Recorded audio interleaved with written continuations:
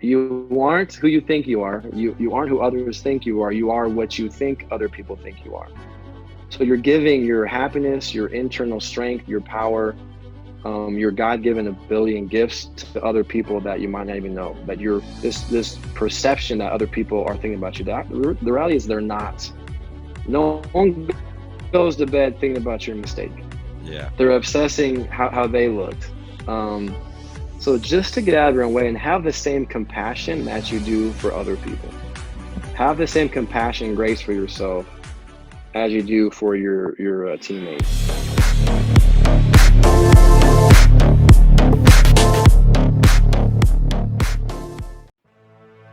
Welcome to the Elev8 podcast. Thank you for tuning in. Thank you for listening. Can't appreciate your follow and time it takes to click and take a listen.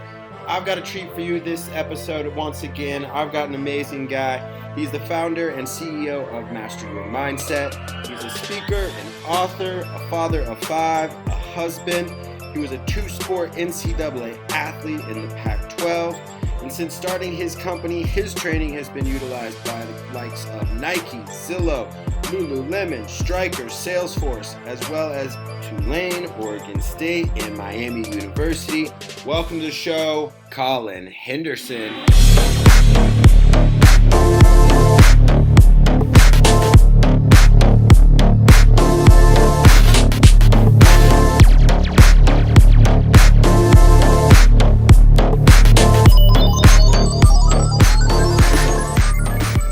Collin, tell us a bit about your journey from being a 2-sport Pac-12 athlete to CEO of Master Your Mindset. Tyler, well, first of all, thank you for having me. Talk Yeah. about what an honor it is, and I respect what you're doing. You're giving amazing content. You're an amazing voice, amazing light to the world. So first of all, thank you for that. So Yeah. about me, yeah. So I just love sports. I was a good athlete growing up. My dad was a college athlete. I had a brother who was older. Like we were playing wiffle ball, we were playing basketball. We had a basketball hoop in our backyard, playing football all the time. So my first game of tackle football was before my first day of first grade. Nice. So I was dialed and I loved to play sports. And then luckily enough in high school, I did well. I had some offers across the country. My dad played quarterback at Washington State. My brother was playing for the Cougs at the time. So I was like, this is a no-brainer. But when I got to college and I kind of recognized, once you make that jump, so I was always a good player. And I played as a true freshman at Washington State playing football. In baseball, I also played as well. But like a lot of athletes, at that time, I hid anxiety. Sure. I wouldn't talk about it. And the way I like to phrase it is, I was like an iceberg for most of my life, Tyler. Above the surface, there's a small mass. People see on paper Collin Henderson is crushing it, playing, starting, he's a good student, popular, yada, yada. But under the surface, man, I hid anxiety. I wasn't confident. If I wasn't first, I was last. I got my validation in outcomes. So if I was performing well, I was worthy. If I failed, I was worthless. Yeah. And after I got done playing in college, I had this career in, I would sell the companies I would sell to hospitals, surgeons, doctors. So that same worth, sales is like sports. So I would have success, but I was like living and dying on the numbers every single week, every single month. Yeah. And I'd had some good years, some bad years. I just wasn't just fully there. And I think like 7 years ago, man, I hit just a rough patch. Like married for a few years, we just had our second kid, but I was depressed. I was anxious. I wasn't sleeping. My BP was like in the 140s. I was seeing counseling. I was just in my own way. I kind of hit that like, I was like 32 years old and I'm like, what am I here for? Like, I just hadn't found my like calling yet. Yeah. And in this time of struggle, I had a mentor give me a book called Positive Intelligence by Shirzad Sharmin. Okay. So prior to that moment, Tyler, I was crushing Netflix. I was watching every sporting event there was. And my escape wasn't drugs and alcohol. It was going to watch movies. It was going to the movie theater. I would escape from the world and just numb myself and watching movies. But what this book gave me was a tool. I was hit such a low point. I was like, I'm looking for anything to help me get out of this funk. And it taught me that we have this internal judge in our mind, this critic that is not the real you. Just recognizing that the brain is created to survive, not thrive. That was a huge moment for me. I changed careers, companies, in a new sales role, and had a mentor that would, like, he crushed it. He was like a sales coach. He was a sales trainer. And he taught me this phrase. He's like, Collin, it's not sales strategy, it's sales psychology. Selling, success, and happiness is a mental game. He's like, I'm going to give you 30 books that I now have coined the Jedi Scrolls. So I'm going to give you these 30 books and teach you the power of the mind. And so I read all these things, and like, I just had transformation, man. I was happier, healthier, and I was crushing it at work. And, you know, a year goes by, I'm like ranked number 1 in the country. So I was like, other people need this stuff, man. Like, why did I wait till I was 32, 33 to get these nuggets and to get this guidance on self-talk, self-awareness, how to visualize, how to goal set, process over outcome, how to train courage, how to attack fear and failure, and master these 5 words. I'm not defined by this. E plus R equals O. Event plus response equals outcome. And so I was like, it's my mission to get this stuff out. So I started blogging. In 2016, I started blogging like three posts a week. And this was back when people used to read blogs. Right. And so people started to read my content, and, hey, can you come talk to my team, talk to my school, talk to my sales organization. And then I wrote my first book in 2017, and the rest is history, dude. Like, I'm just so blessed to be in this moment, to be of service, to bring value, to be authentic, to be vulnerable, and to connect and serve.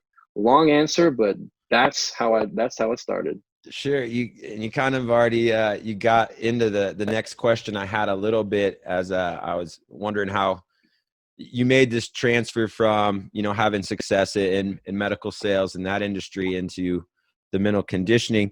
To kind of replace that question, I feel like there's a lot of young people that they get in a similar situation you are. I've been in sales in certain situations, but man, how clutch was that mentor that handed you to the Jedi Scrolls and just kind of, you know, took you aside? Because in so many times in that environment, it's either, you know, compete or get away. It's not, you know, embrace and encourage. Well, I think of this. I think of this is from Jim Rohn. You are a byproduct of the 5 people you spend the most time with. Right. Your network will reveal your net worth.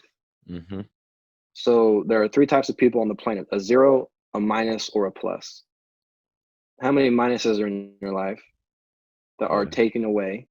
How many zeros that are just kind of dead weight? How many pluses that are elevating your performance with their habits, with their routines, with being kind, like setting ginormous goals? And I think, you know, being around leaders and around people that want to give. I have a mindset of abundance, not lack. Yeah. There's enough for everyone. So why would I hold this stuff into myself? And just being around those people that express abundance, that they want to give. And this is from Carol Dweck, Growth versus Fixed Mindset. Fixed mindset people, when people have success, they get afraid, they get small, why am I not doing that? Where growth mindset people is they celebrate when people have success. Yeah. So it's just, I think, just recognizing is like, who is in my crew, who is in my squad, who am I around often, and it really champion being around people who want to elevate you. We might have to pause 1 second. This is life as an entrepreneur with children. I hear you. So before they start making a lot of noise, I'm gonna have to get my wife Kendra to get the girls out. No worries. Hey girls, can you go outside for a second? Daddy's on a phone call. Crosby, Joe, Nora, can you go outside for 1 second, honey? Let me get my wife Kendra. Oh, you're good. Hey, we should keep this on there too. I had the same. Bella, where's that mom? Can she get the younger girls for just maybe like a half hour? Yeah. Tyler, this is Bella. Bella, What's you want up?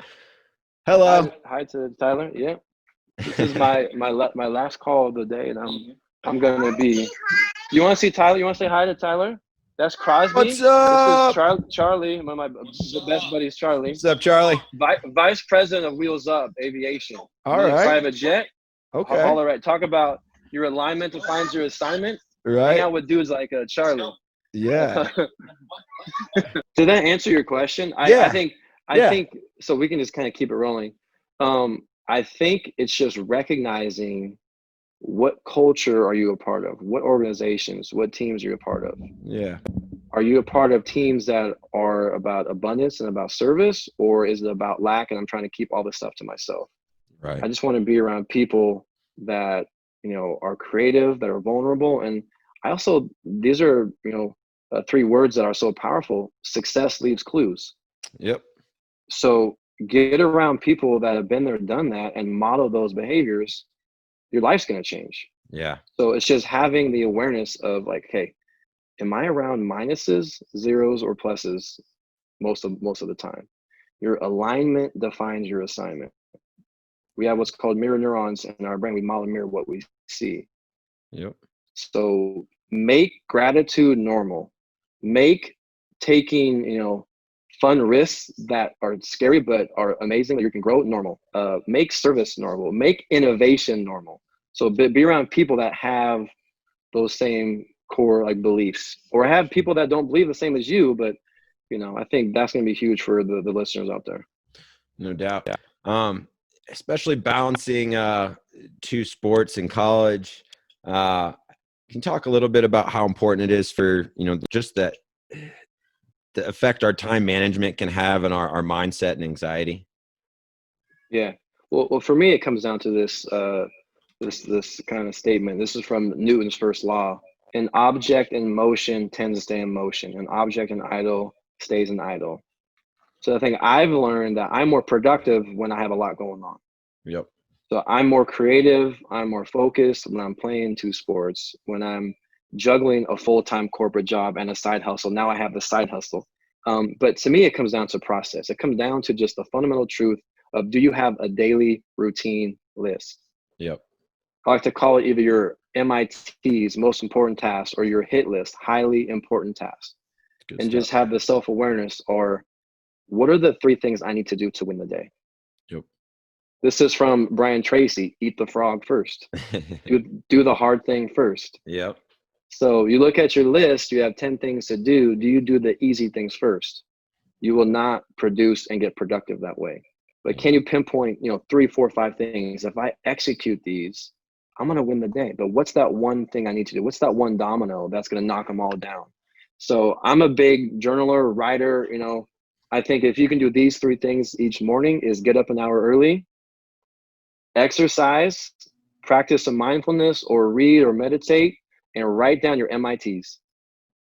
If you can do those 3 things, you'll win the day, and make your bed. But yeah, make your bed too. That's right. Get that motion in motion. Great advice for athletes and coaches out there if you're listening. From what I also know about your work, you talked about abundance. When I see your social media, man, you can feel your gratitude and just your authentic care for the world. I feel like just through social media and just being able to, connect with you on a limited basis. But I always feel like too that, you have a depth to your message about really caring about athletes beyond just how it's going to help performance, but how the mind's going to impact their life. Yeah. And I really like this concept, person over performer. Yeah. Coaches, parents, these are human beings first. Athlete, performer, you are a human being first.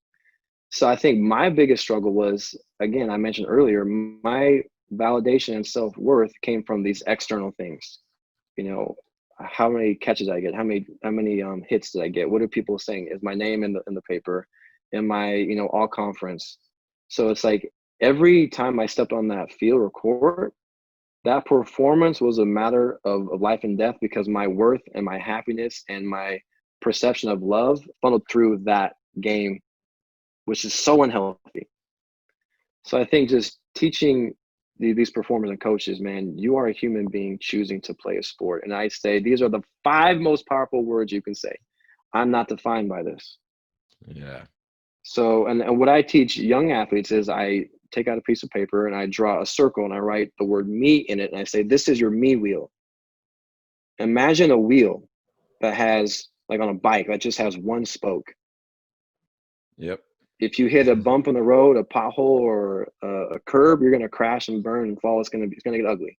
So that's where performers, they have just one spoke on their self-identity, their image. They just see, I'm just a performer.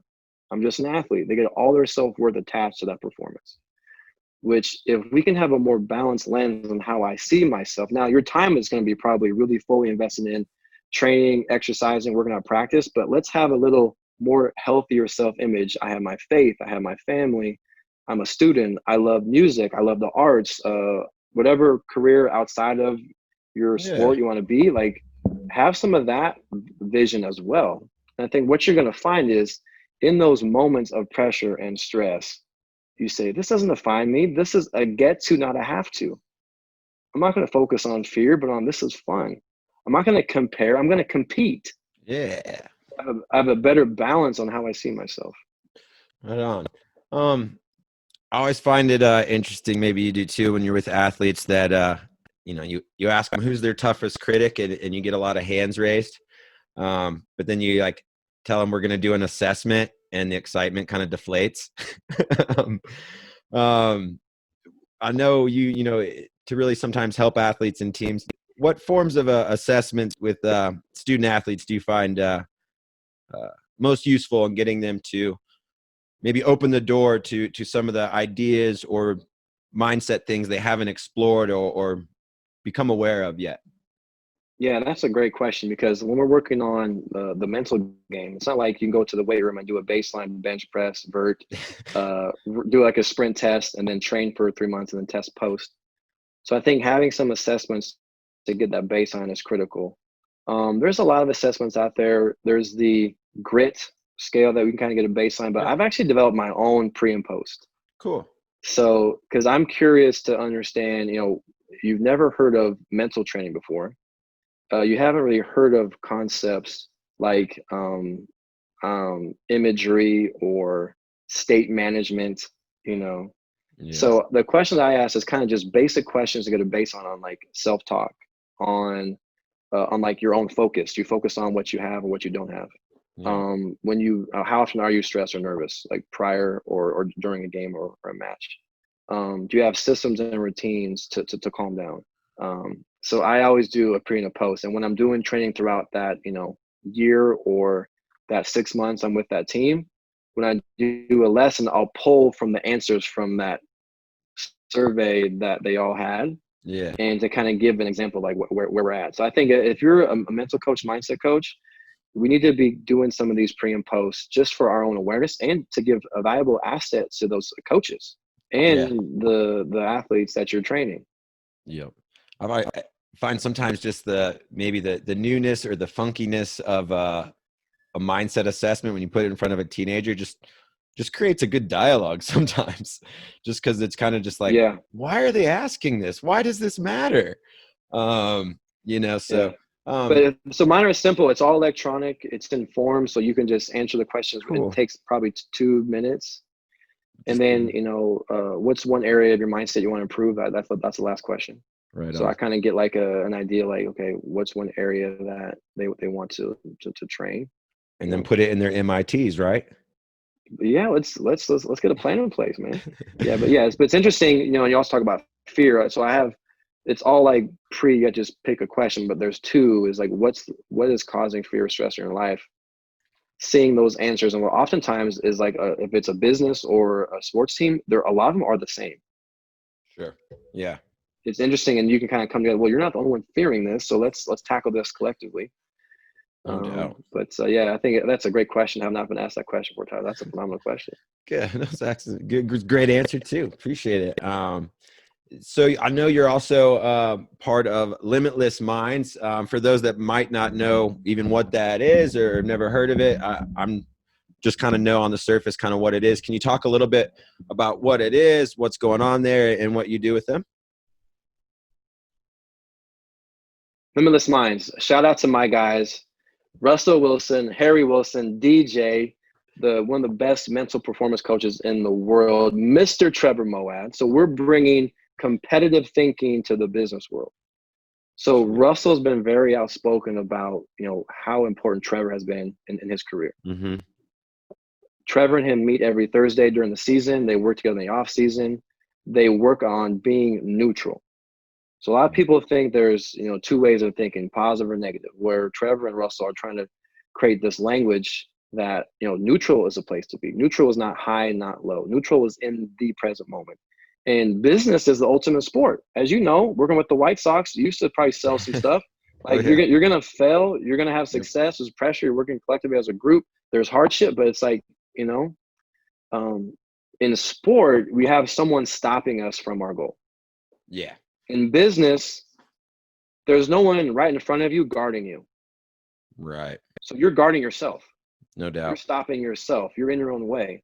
So these concepts that we teach on being neutral, the power of habit, behaviors precede success. Your feelings are not facts.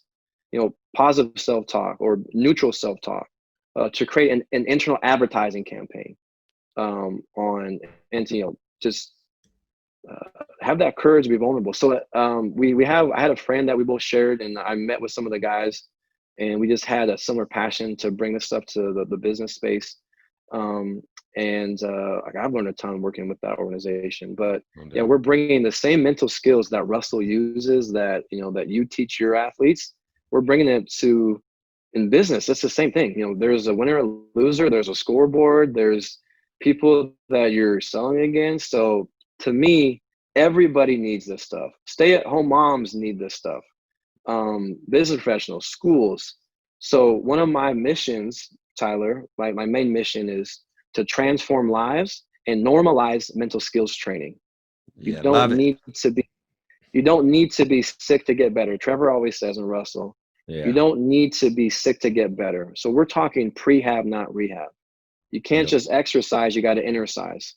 So it's using these concepts and making them normal, making them simple, and giving you tactical tools to build your plan so you can execute. So when you're in the moment, you have to perform, you can think less and you can trust more.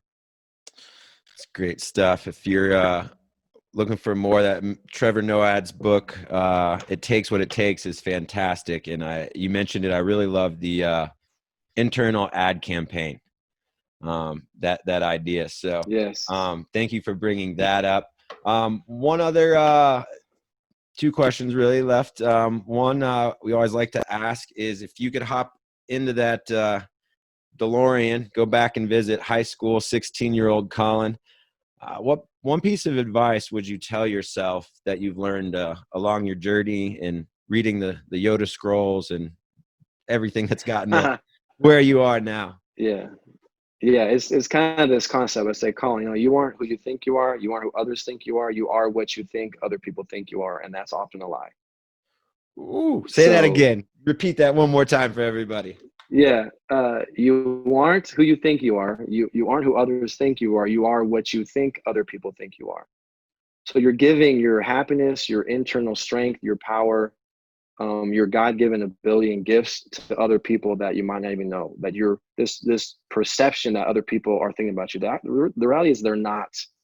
No one goes to bed thinking about your mistake. Yeah. They're obsessing how they looked. So just to get out of your own way and have the same compassion that you do for other people. Have the same compassion and grace for yourself as you do for your teammate. And I would just kind of say, just basic core concepts of, be authentic. There's 7.7 billion people on the planet and only one you. Yep. And that's amazing. So being different is cool. No being doubt. different is amazing. And I would just tell myself, be in the present moment. Stop pre-living and stop reliving moments. Yep. Be right where your feet are. Shame lives in the past. Fear lives in the future. Your peak performance and happiness and the best version of you is in the present moment. So just train yourself to be present. And hey, have some fun, bro. Chill out. Have some fun. Yeah. And I'll probably end with this. There's a stigma in male athletes and athletes in general about asking for help. Yeah. And putting on this bravado of like, I'm tough and I'm hard-nosed and mental toughness, thinking that you can't, feeling fear is bad. So I tell people, I don't want you to know fear, N-O. I want you to K-N-O-W fear, know it. Yep. Fear is a physical response to a mental threat. So your body is altering its state. But a way to overcome that is to make your message. Ask for help. Yeah. Asking for help is a sign of strength, not weakness, from peers that you trust, from counselors, from therapists. Like, therapy is amazing. Coaching is amazing. Yeah. So if Tom Brady has a coach to teach him how to throw, if Mike Trout has a coach to teach him how to hit, why should I have some coaches teach us how to think? Yeah. We spend all this time working on the hardware. What about the software? The software controls the hardware. So, again, making mental skills training normal, making being vulnerable normal, making, being kind normal to self and others. It's I love that point. A friend of mine, reading his book, he talks a lot about how we're taught to do so much as we grow up, but no one really teaches us how to think along the way. Mm-hmm. And the phrasing I use is schools teach us what to think, they don't teach us how to think. Yep. So one of my life missions again is to make a wellness class in every school. I think it's the most genius idea and so needed now more than ever. Yeah, like you look at the stats, anxiety is the #1 mental illness in teens and adults. 70 to 90% of US doctor visits are linked to stress. 5 out of 6 top deaths in our country are linked to stress. Yep. What are we doing? Got to do something. We got to be proactive, not reactive. Let's be proactive. Exactly. You can't just go to the gym. You got to go to the mind gym. Let's go. Exactly. So, so grateful for you to join the podcast and share so much wisdom, man. There's a lot of great stuff. The last thing we always like to ask, Collin, how do you define and view success? Love that question. And let me just add one extra caveat before I get into what I believe success is.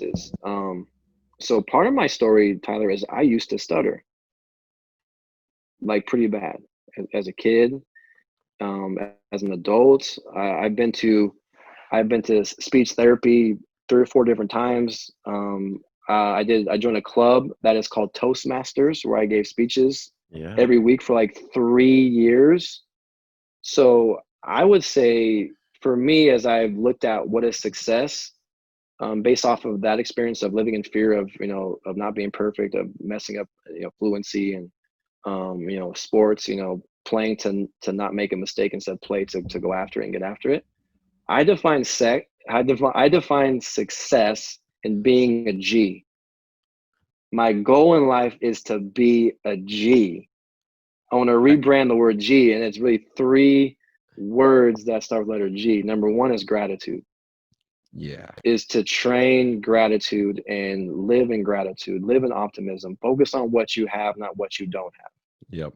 Most people wake up and they focus on what they don't have. And they look at their TikTok, Instagram, Snapchat, and compare. They look in the mirror and they focus on other flaws. Yep. So brain science tells us that 80% of human thoughts are negative. So we have to train gratitude. And there's so much brain science on the power of gratitude. Lower stress. It boosts your immune system, more grit, able to sleep better, happier.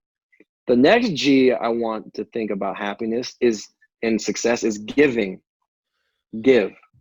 Be a servant. Help others. When you help and serve, your brain produces dopamine and serotonin. These are happy chemicals. Yep. When you're part of a tribe, you're connecting, it creates what's called oxytocin. These are happy chemicals. These are bonding chemicals. So triad of fun. It's just be the best part of someone's day. Yeah. Like that's how influence happens. That's how you lead people. Is I say seek to serve, don't swerve. Let's go. And the third one is growth and growing. Like look at failure as feedback. Celebrate when you make a mistake. Like champion that, and invest in your development. Invest in your wellness, your mental fitness, audiobooks, podcasts, mentors like yourself. In this day and age, ignorance is a choice. No doubt. The access to information we have, but look at, fear, failure, that is a chance to get better. God put the best things in life on the other side of fear. That's how we grow and get better. So success is in gratitude, giving, and growing every single day. Not some stat sheet, not some scoreboard, not some accolade, not how many followers you have, how many views you got, but was I grateful? Was I giving and serving? And did I grow?